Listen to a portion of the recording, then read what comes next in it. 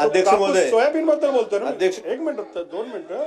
Soybean संदर्भात अध्यक्ष महोदय, सोयाबीन संदर्भात मागच्या पेक्षा 9% वाढ करून आपण जे मिनिमम सपोर्ट प्राइस आहे यावेळेस 5328 आहे आणि त्याच्या माध्यमातून कोणीही केंद्रावरील FAQ चा माल असेल तर त्याला 5328 रुपये प्रमाणे खरेदी होत आहे, ती चालली आहे.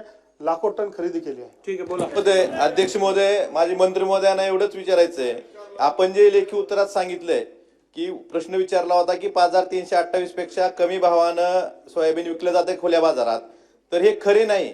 हे अध्यक्ष महोदय जे उत्तर आहे सरकारचं, हे शेतकऱ्यांच्या भावनेशी खेळणारं उत्तर आहे.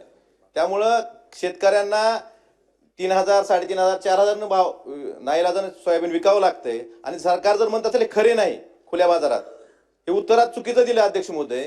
ह्याबाबत जरा मंत्री महोदयांनी उत्तर छापायच्या आधी किंवा देण्याआधी थोडा परिस्थितीचा विचार करावा.